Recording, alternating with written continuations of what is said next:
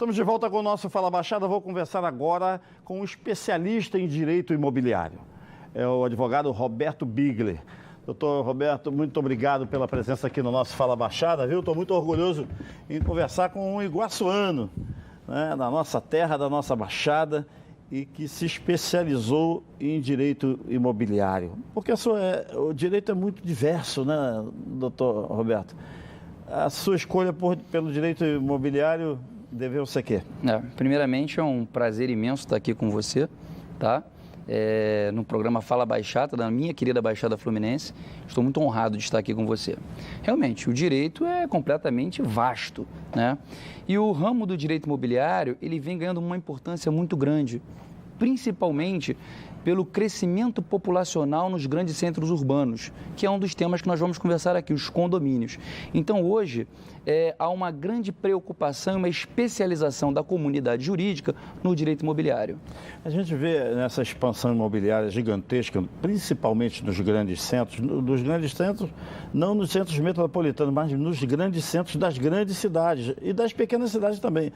Toda cidade em expansão, ela vem crescendo tanto verticalmente quanto horizontalizada em condomínios de casas, né? Sim. Vem acontecendo muito isso. Perfeito. Mesmo nas casas populares, nos condomínios mais do projeto Minha Casa Minha Vida, que contemplou milhões de pessoas pelo Brasil afora, a convivência no condomínio vem sendo cada vez maior. O advogado vem atuando também na orientação dos síndicos, dos condôminos. Como é que funciona essa atuação jurídica? Então, isso realmente, sua pergunta é importantíssima, porque as pessoas, como houve esse crescimento, como eu disse mais cedo um pouco, populacional, e as pessoas passaram a morar em condomínio, porque naturalmente é mais barato você estar próximo aos grandes centros, você morar em condomínio, porque ninguém consegue comprar uma propriedade somente para ele. Então você tem que viver com outras pessoas. E a gente começa a perceber que muitas pessoas não têm a cultura de morar em condomínio. Então a gente entende que nesse momento é o advogado que faz a total diferença. Ele tem que orientar o síndico, que não é mais somente um simples síndico, não pode ser qualquer um, ele tem que ser um gestor. Ele tem que ser um gestor daquela coletividade. Então, realmente, o papel da advocacia, nesse momento, é importantíssimo, em apoio e orientação ao síndico. Essa palavra síndico, toda vez, lá no meu prédio tem uma síndica, eu tenho um síndico, a gente fica parecendo que o síndico é o xerife do condomínio, né? E às vezes até alguns síndicos se incorporam nessa função mesmo, de achar que ele é o cara que pode, ele que decide, ele que... Acabou isso, né? Acabar não acabou. Mas cada vez mais eles vão se profissionalizando justamente com a orientação de um advogado para partir para um entendimento entre as partes, é isso? Perfeito, né? É no diálogo que resolve? Sempre, sempre. Inclusive, o espírito da nossa Constituição Federal, das novas legislações, ele vem no caminho da conciliação, cooperação, tá? Então, essa figura de um síndico ditador, um síndico xerife, ela é uma coisa que tende a acabar efetivamente, essa figura. O síndico tende a ser um conciliador, um fiscal da legalidade e do cumprimento da convenção e do regulamento interno do condomínio, assim como da legislação, obviamente. E eu gosto de frisar esse nome, um gestor. Ele tem que pensar como gestor. Agora, doutor Roberto, a legislação, ela foi modernizada ou ainda está sob a égide da antiga? E vão se ajustando parte a parte. Houve uma modificação na legislação especificamente que regula os condomínios? Então, isso é importante também. Nós tivemos uma grande legislação de 1964, tá? Uma lei que foi elaborada por um grande jurista, Caio Mário, tá? É uma lei excelente. Mas na parte de condomínios, que ela trata de condomínios e incorporações imobiliárias, na parte de condomínios, o Código Civil, eu ia falar novo Código Civil, mas não é tão novo assim, que é de 2002, né? Ele trata inteiramente da matéria, tá? Então, a gente tem de 2002 para cá, vamos dizer assim, uma nova legislação sobre condomínios. O condomínio comercial, por exemplo, shopping center, galerias, que estabelece a conversa é só com lojistas, tá? É diferente do condomínio da legislação que protege os condôminos, que fala dos condomínios residenciais? É perfeito isso daí, isso é muito interessante, porque o shopping center, ele tem uma estrutura jurídica completamente diferente do condomínio. Inclusive, o shopping center é tratado por um dispositivo na Lei de Locações, a Lei 8.245 de 1991. E lá, o que rege são as normas contratuais e regulamentares daquele empreendimento. Por que isso? Porque, tecnicamente, no shopping center, a gente tem uma relação de empreendedor, que é o empreendedor do shopping, e outros empreendedores. Não é uma relação de comunhão, de comunidade, de condomínio, de copropriedade. É bem diferente. Eu vou pedir licença por alguns minutos para o nosso intervalo e propor que daqui a pouco, no segundo bloco, nós possamos conversar sobre animais, essas coisas, roupa pendurada do lado de fora, o que pode e o que não pode. Estou conversando aqui com o advogado Roberto Bigler, especialista em direito imobiliário. Super importante para todos nós que vivemos em comunidade e que precisamos conhecer a legislação, com quem tratar e de que forma tratar. Estamos de volta com o nosso Fala Baixada especial de hoje, conversando com o advogado Roberto Bigler, especialista em direito imobiliário. Doutor Roberto, queria saber o seguinte, um condomínio, a pessoa muda para um condomínio e ele precisa ter alguns cuidados, como conhecer o regulamento, a pessoa não tem esse cuidado. Aí, daqui a pouco nasceu o neném, a criancinha gosta de um cachorrinho. A mamãe vai e compra um cachorrinho para ela e o condomínio diz que não pode ter. Mamãe e papai já comprou o cachorrinho. Como é que ele resolve isso? Tema extremamente polêmico, né? No mundo jurídico, a gente costuma dizer que tudo que começa com C dá problema no condomínio. Carro, cachorro e às vezes criança, cano. Então, tudo que começa com C, a gente tem que ter um certo cuidado. Mas o animal de estimação é uma coisa bastante delicada. A gente sabe que hoje muitas pessoas vivem só, tá? Elas não têm família e a única coisa que elas têm é um animalzinho de estimação. Então, já há um entendimento de que é necessário para a vida do ser humano, muitas das vezes, ter um animal de estimação. Só que aí a gente tem um problema. Algumas convenções proíbem animais de estimação nos prédios. Vamos dizer, não necessariamente nos prédios, né? Nos condomínios. E aí vem um dilema. O que a gente faz com esse animal de estimação? Bom, o judiciário recebeu inúmeras demandas sobre esse tema. E foi consolidado o entendimento, vem se consolidando, melhor dizendo, esse entendimento, de que um animal de estimação de pequeno porte, tá, é permitido sim que a pessoa o tenha, mesmo com a proibição da convenção de condomínio, por exemplo. Porque para atender à dignidade da pessoa humana, muitas das vezes, ter um animal de estimação é necessário.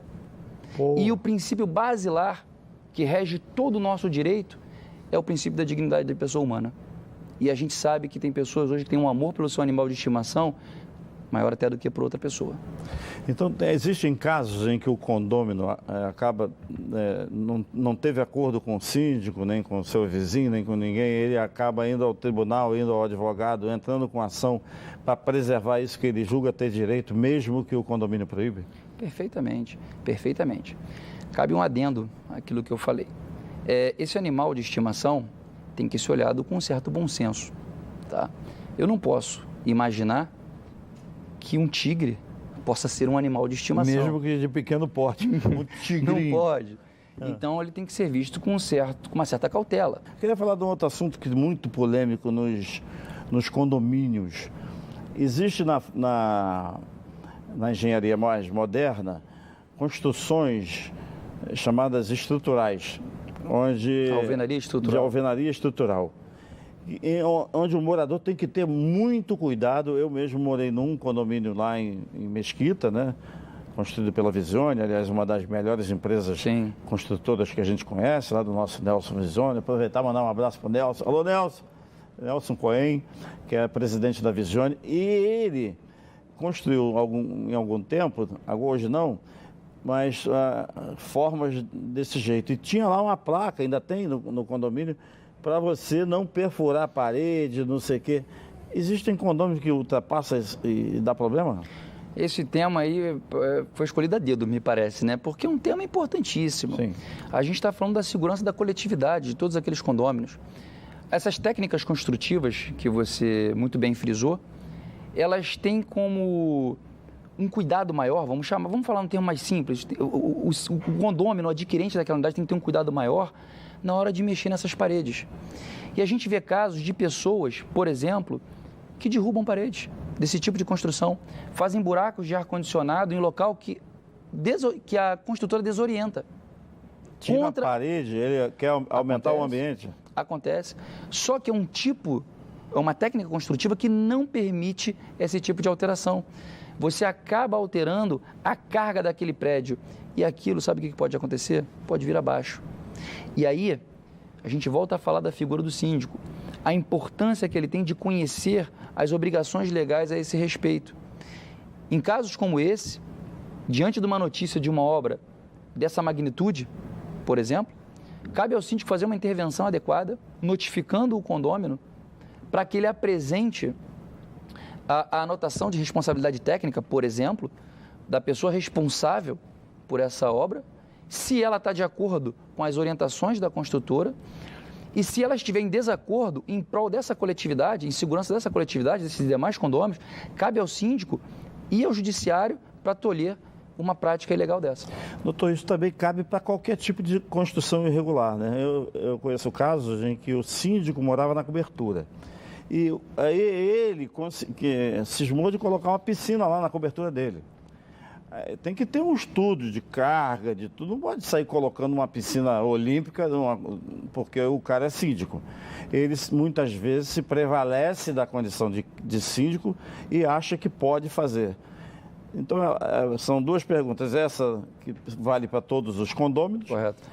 E uma outra que vale para a questão do síndico. E uma terceira, que eu já vou perguntando logo ao senhor, que o síndico fiscaliza todo mundo, é papel dele. E quem é que pode fiscalizar o síndico?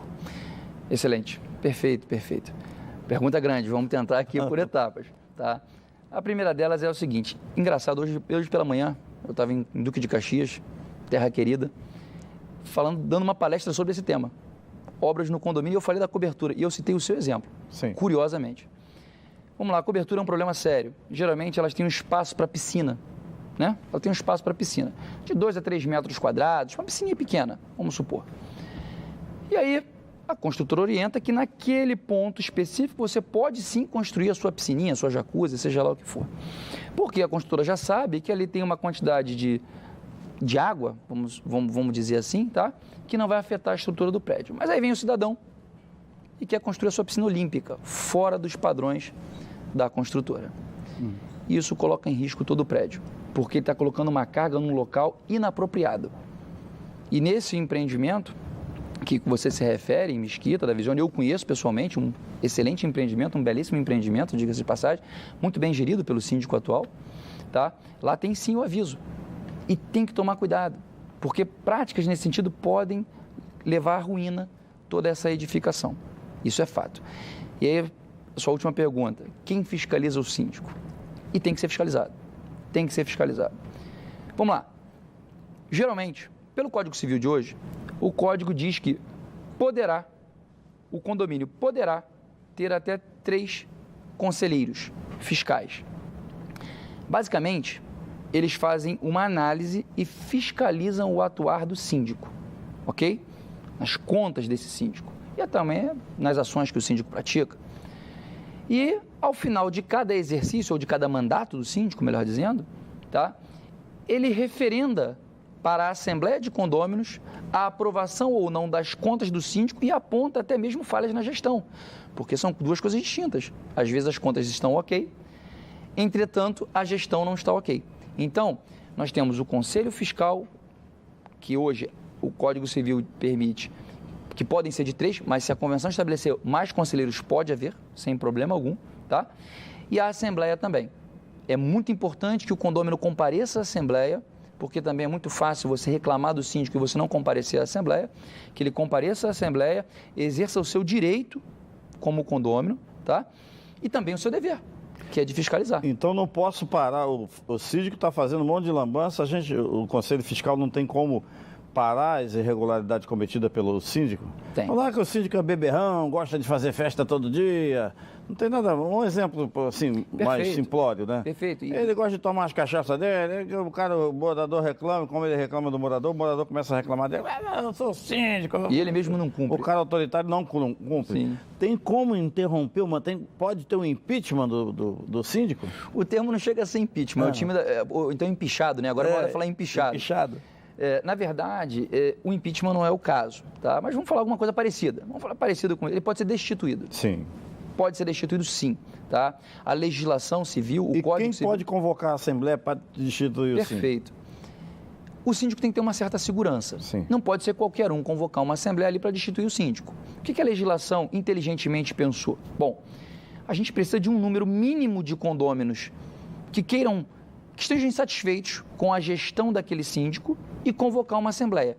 A legislação hoje fala em 1/4 de condôminos. Então, 1/4 daquela comunidade pode convocar uma Assembleia e um dos tópicos ser a destituição de síndico por uma gestão inconveniente.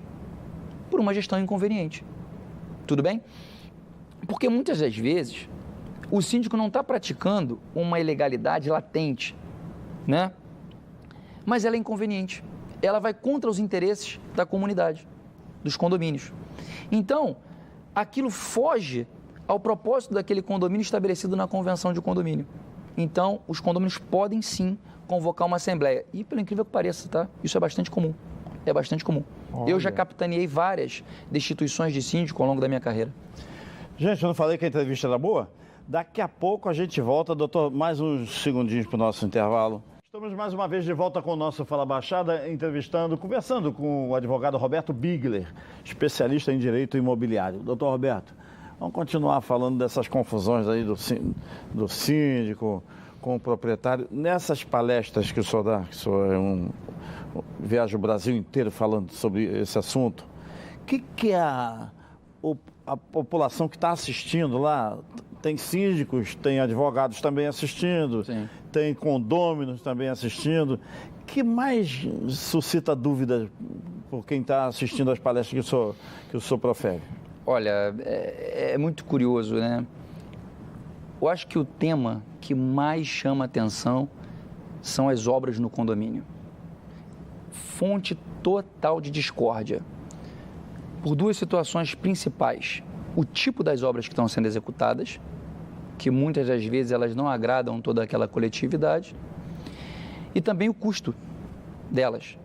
Então, é um tema extremamente polêmico. Obras no condomínio, o transtorno também que essas obras causam, né, incômodo a essas pessoas. Então, eu tenho observado que isso é um tema muito complicado. E um outro tema também dificílimo, barulho. Barulho. O barulho é do barulho. O barulho do andar de cima, uma mulher andando com um salto alto, é desesperador para quem mora embaixo, né? Pô. Gente, vai toque, aquele toque. Eu conheço gente que chega a pegar uma vassoura e bater de baixo para cima. Sim. E isso não tem jeito. Muitas vezes o síndico tem que estar preparado para intermediar esse tipo de conflito? Então, isso aí é delicado. A gente tem que entender que é o seguinte, nem tudo cabe ao síndico resolver também. Tá, entendi. Tá? A gente tem que ter um certo cuidado. Porque o síndico, vamos falar de uma forma simples, mais coloquial, tá? Ele tem que intervir em situações que tragam um dano a toda a coletividade. Ele tem que ter essa visão mais global. Muitas das vezes os problemas são entre vizinhos. E um problema entre vizinhos não cabe ao condomínio, na figura do síndico, se imiscuir nesse problema. Ele pode sim tentar conciliar. A figura conciliadora, ou melhor, a ação conciliadora do síndico, ela é fundamental. Me ocorreu aqui, câmeras de segurança. Tem sido objeto de conflito também. Tem gente que não quer permitir que se coloque câmeras de segurança nos corredores, no corredor onde o sujeito mora, né? Tem um amigo meu que uma vez o cachorrinho dele fez cocô no tapete da vizinha. E se não fosse a câmera de segurança, essa dúvida não seria dirimida, porque no corredor existiam vários cachorrinhos que também poderiam ter feito aquilo. A vizinha saiu furiosa, apontando para outra vizinha, porque você foi seu cocô pelo cocô, não sabe identificar de qual cachorro é. Então, a câmera de segurança foi de fundamental importância para dirimir uma dúvida nesse sentido. Mas é permitido, o síndico pode deliberar sobre isso? Vou te falar posso falar uma palavra feia aqui? Pode. Tem um grande mestre, que é meu professor, foi meu professor, continua sendo meu eterno professor, Silvio Capanema. Conheço mesmo o desembargador? Grande desembargador. Ele dizia que não deveria se chamar condomínio, e sim condemônio, porque tem problema a dar com pau. A verdade é essa. Tecnicamente, a colocação de câmeras nos corredores, tá? Não vejo problema algum, porque é uma área comum e ela visa segurança e até mesmo flagrar irregularidades tais quais essa. Com o cachorrinho lá fazer o cocô no tapete da vizinha. Claro que a gente tem que olhar como é que está sendo feita a colocação dessa câmera. Muitas vezes o síndico tem a implicância com o condômino X, o condômino Y, e ele quer colocar a câmera numa posição que ele meio que investigue a vida do cidadão que mora ali. Nesse caso, há uma irregularidade. Mas não é irregularidade da colocação da câmera para filmar aquela área comum, e sim por tomar conta da vida alheia. Infelizmente, isso acontece. Queria lhe perguntar, um cemitério pode ser considerado um condomínio? Rapaz, que pergunta difícil. É porque, veja bem, as pessoas, os administradores de cemitérios têm um costume de cobrar taxas, muitas vezes exorbitantes, da pessoa que é proprietária do jazigo. Correto. Então, comprou um jazigo e tem que pagar uma manutenção. Uhum. E se você não paga a manutenção? O seu ente querido já está morto lá, está enterrado e tal. Aquilo vai acumulando. Se morre alguém da tua família, você é obrigado a recuperar e pagar com uma cobrança do que ainda não foi pago. Sim. Isso é uma forma de condomínio? Não tem uma legislação específica? Não existe isso? Não. Vamos lá. Cemitério não é condomínio. Em regra, aquele terreno dos cemitérios particulares. Condomínio é só para os vivos, né, doutor? Graças a Deus. E, na verdade, aquele terreno é de uma única pessoa, de uma empresa ou de um grupo empresarial, vamos chamar assim, tá? E eles vendem os títulos ali, ou através de um contrato de ordem privada, de um jazigo ou coisa do gênero. Mas não tem natureza jurídica condominial. O que caracteriza condomínio é um fenômeno jurídico chamado a comunhão de propriedade exclusiva e propriedade comum. No cemitério, a gente não consegue enxergar isso, tá? Juridicamente, a gente não trata isso como condomínio. Cada vez mais cemitérios vão aumentando e sendo privatizados e dói no bolso da gente, né? Acho que entra na área da defesa do consumidor. Doutor Roberto Bigler, eu quero muito agradecer de coração o prestígio de ter podido entrevistar, conversar com o senhor aqui do nosso Fala Baixada. Muitíssimo obrigado. Volte quando quiser, estamos aqui inteiramente à sua disposição. Eu agradeço muito e o seu programa está tendo, com a minha participação junto com você, de levar um pouco de orientação para esses síndicos que tanto precisam, que infelizmente não tem condições de chegar a um número grande no nosso dia a dia de pessoas, e através do seu programa, através dos seus espectadores, a gente consegue chegar lá. Eu que agradeço. Um abraço para o pessoal da Joá, hein? Obrigado. Uma grande empresa da Baixada Fluminense. O Fala Baixada é assim, compromisso com a verdade, compromisso com você. Muitíssimo obrigado pelo prestígio da sua companhia, um grande abraço e até amanhã.